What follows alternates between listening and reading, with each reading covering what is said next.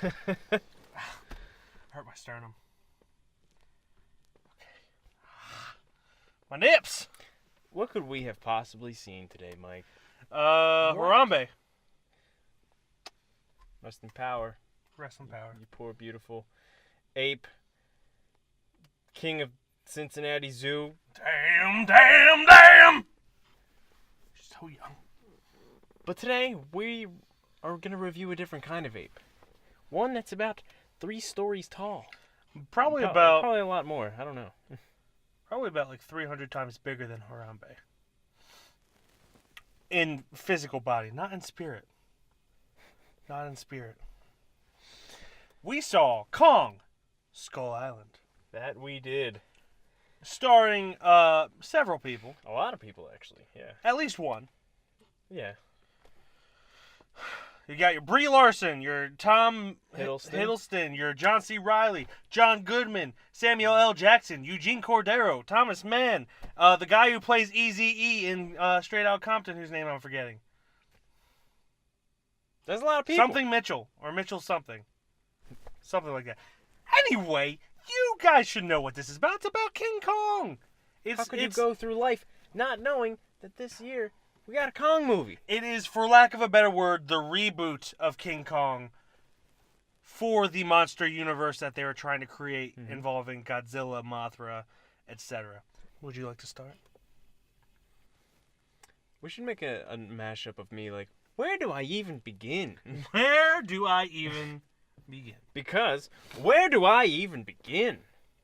You got your Kongs, you got your great acting, you've got your freaking...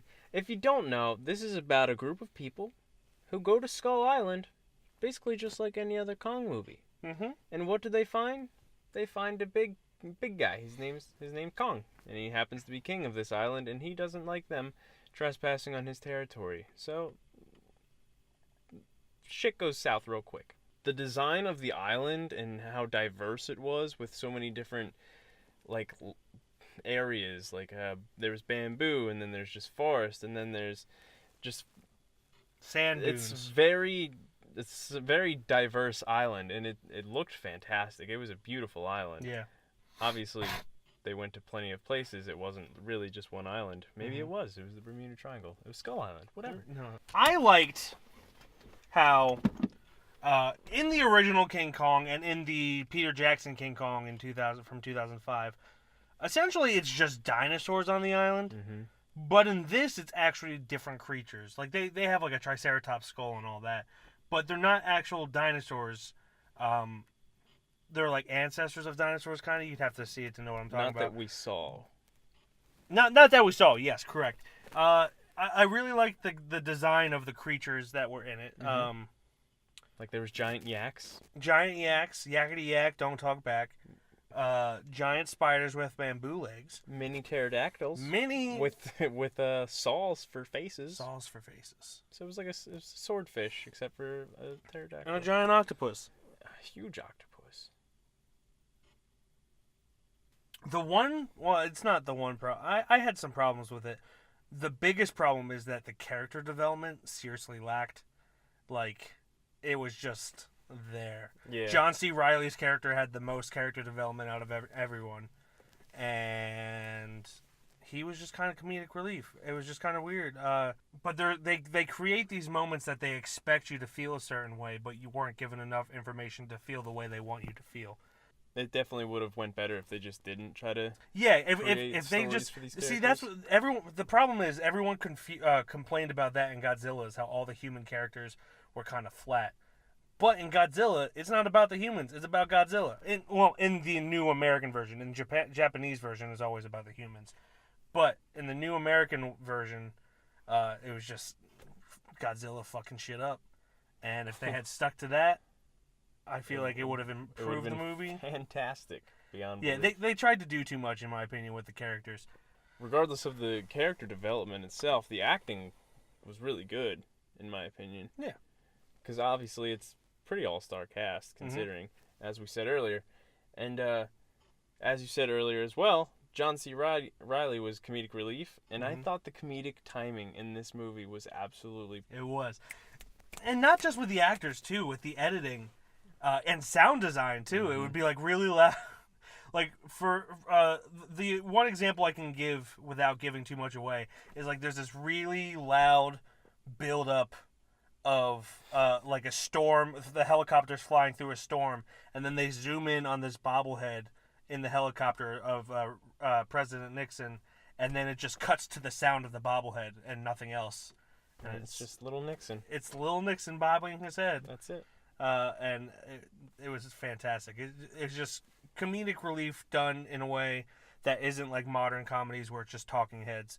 It was actually, funny in design too. Yeah. One huge note that I wrote down as soon as we got into it. The soundtrack is quite exquisite. It's a really good soundtrack. It's all like 70s rock. All 70s rock, which you can't really go wrong too much with that. And since we did talk about Godzilla, and you guys are probably wondering, I think it's much better than Godzilla. I did love all the action scenes of Godzilla, but as a movie itself, I feel like this one was better with all the comedic timing and everything like that, all the soundtrack and such. I would agree with... sorry, I didn't mean to interrupt. You good? I'm sorry. Go ahead. I would agree with the comedic timing aspect. However, I enjoyed the action in Godzilla a lot more. Oh, that's definitely what I was saying. Oh, was it? Before Okay. You cut me the frick off. The action in Godzilla gave me chills. The sound design in Godzilla gave me chills. The sound design and action in this just kind of made me laugh. Poor Kong can't puke up fire like Godzilla can. Once you can do that, Kong, then we'll love your action scenes more. But ripping the freaking limbs off that tree, man, that was spectacular stuff. But I can do that. Not a whole tree, but I can maybe a branch. I don't even like using chopsticks. Branch. Forks are a thing. Why would you use chopsticks when you have forks? But yeah, overall, let's just freaking get to the rating system. We're gonna get to the rating system. Wow. Right there. That's our rating system. That's insane. Deal with it.